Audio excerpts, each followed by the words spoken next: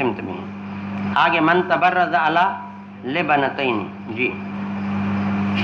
وفيه قال حدثنا عبد الله بن يوسف قال اخبرنا مالك عن يحيى بن سعيد عن محمد بن يحيى بن حبان عن ابي مسعود بن حبان عن عبد الله بن عمر رضي الله تعالى عنهما قالوا من كان يقول ان الناس روایت جو ہے حضرت عبداللہ بن عمر رضی اللہ عنہما سے ہے انہ قال یقول ان الناس یقولون، دنیا کہتی ہے کہ اذا قعدت علی حاجتک، کہ جب آپ اپنی حاجت کے لیے بیٹھو، فلا تستقبل القبلۃ ولا بیت المقدس، کہ نہ خانہ کعبہ کا استقبال کرو نہ بیت المقدس کا کرو۔ لیکن میں اس بات کو تسلیم اس لیے نہیں کرتا ہوں کہ ایک بات کا میں نے مشاہدہ کیا اور ایک بات میں نے اپنے آنکھوں سے دیکھی، تو لہٰذا میں اس میں مجبور ہوں۔ وہ کیا ہے؟ آپ نے کیا دیکھا؟ فقال عبداللہ بن عمر لقد ارتقیت یوما، ایک دن کی بات ہے کہ میں علی ظہر بیت لنا، میں نے تطبیق پہلے کر دی کہ کہا ہم اپنے گھر کے اوپر چڑھے، اور وفی روایت بیت حفصہ،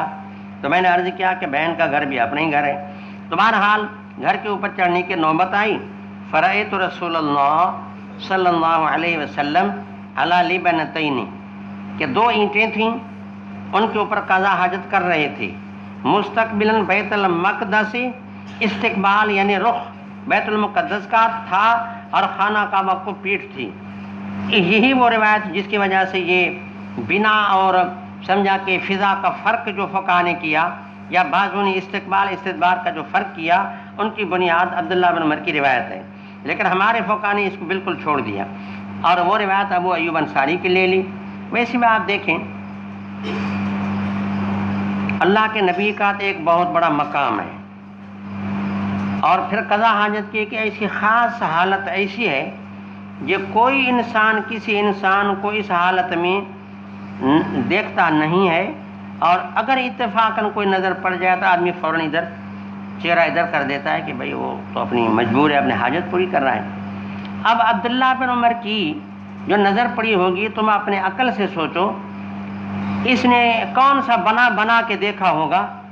توجہ سے دیکھا ہوگا کہ کیا ہے کس طرح ہے وغیرہ وغیرہ پوری، تو اچانک نظر پڑی ہوگی، فوراً نظر ادھر کر لی ہوگی، تو یہ وہ دیکھنا باقاعدہ نہیں ہے۔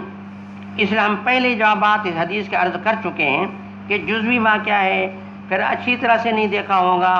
یا پھر ایک جواب یہ بھی دیا جاتا ہے کہ دیکھیں استقبال استدبار کے منع کا تعلق اصل میں یعنی اب آدمی کے اپنے سطر سے ہے، اور عضو مخصوص سے سطر سے تعلق ہے۔ اب اگر ایک آدمی مثال کے طور پہ ایک مسئلہ ہے کہ رخ تو ادھر ہے یعنی بیت اللہ کی طرف ہے، لیکن اپنے عضو کا رخ ادھر موڑ دیا، تو گویا کا اگر مجبوری ہے تو اس میں بھی یہ ہے کہ استقبال کے منع سے نکل جائے گا۔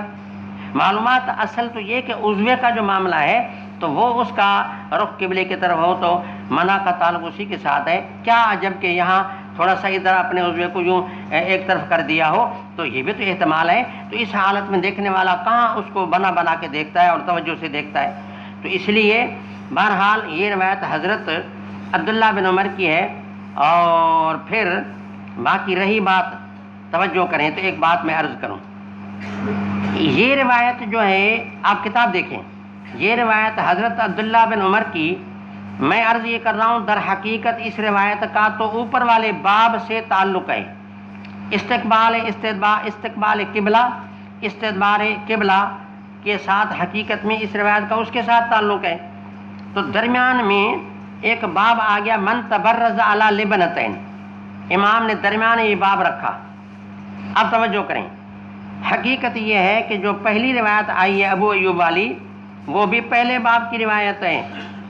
یہ روایت بھی در حقیقت میں پہلے باب کی روایت ہے۔ امام نے اس دوسری روایت کو بھی پہلے باب کے لیے لایا ہے، لیکن ایک امام کی اصطلاح ہے تراجم کے حوالے سے، دیکھو کتاب میں گفتگو میں ضمناً باتیں آتی جائیں گی، یہ جو 70 اصول ہیں، تو ایک اصل یہ بابن فی بابن، بابن فی بابن کہ اصل میں باب تو ایک ہوتا ہے، اور پھر اس میں یعنی اصل مسئلے کے علاوہ کوئی ایک فائدہ جدیدہ بھی حدیث سے معلوم ہو رہا ہوتا ہے، تو امام درمیان میں لفظ باب لا کر کے گویا کہ فائدہ جدیدہ کے طور پہ ایک نئے فائدے کی جانب اشارہ کرتا ہے. یہ گویا کہ یہ فرماتے ہیں کہ اصل مسئلہ کے ثابت کرنے کے علاوہ اس میں ایک اور فائدہ بھی معلوم ہو رہا ہے. تو امام درمیان میں لفظ باب کا لا کر کے گویا کہ اشارہ کرتا ہے کہ آنے والے حدیث میں اصل مسئلے کے علاوہ ایک فائدہ جدیدہ بھی ہے. تو اس کا نام کیا ہوگا؟ بابن فی بابن، کہ اصل باب تو وہ چل رہا تھا لیکن درمیان میں ایک لفظ باب کا لا کر کے فائدہ جدیدہ کی طرف اشارہ کیا. اب اگر یہ میری بات سمجھ میں آ گئی ہے تو اب میں عرض کرتا ہوں کہ عبداللہ بن عمر کی یہ جو روایت ہے اصل میں اس کا پہلے باب سے تعلق ہے. امام نے اس کو لایا پہلے باب کے لیے اور گویا کہ استقبال کے مسئلے کو اس سے کیا کر رہے ہیں؟ ثابت کر رہے ہیں. لیکن بیچوں بیچ ایک بات یہ آ گئی کہ آنے والے حدیث میں ایک لفظ یہ آیا کہ عبداللہ بن عمر کہتے ہیں کہ میں نے نبی کریم صلی اللہ علیہ وسلم کو قضا حاجت کرتے ہوئے جو دیکھا تو 2 اینٹوں پر بیٹھے تھے. تو امام نے اس پر ایک باب درمیان میں رکھ دیا، باب من تبرز علی لبنتین، اشارہ کر دیا کہ فائدہ جدیدہ حدیث سے یہ سمجھ میں آیا کہ قضا حاجت کے وقت میں آدمی کو چاہیے کہ 2 اینٹوں پر بیٹھے.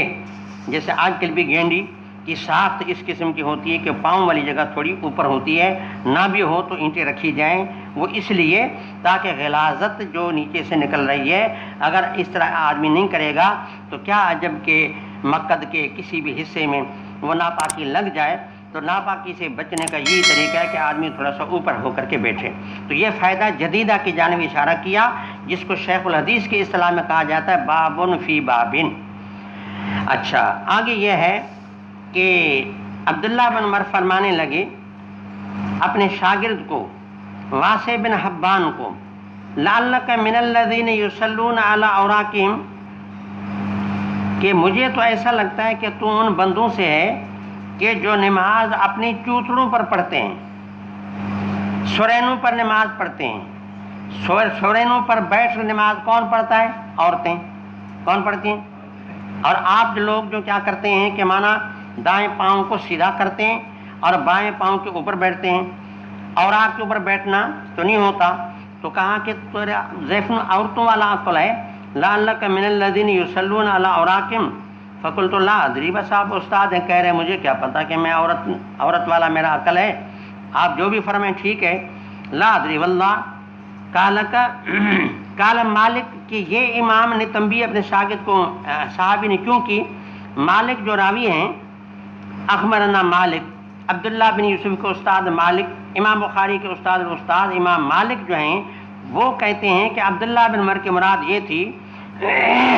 یہ جو کہا کہ تو ان بندوں میں سے ہے کہ جو سرینوں پہ نماز پڑھتے ہیں، اس سے مراد عبداللہ بن عمر کی یہ ہے کہ وہ بندہ جو نماز پڑھے ولا یرتفع عن الارض یسجد، کہ سجدے کے حالت میں ارتفاع نہ کرے، واللہ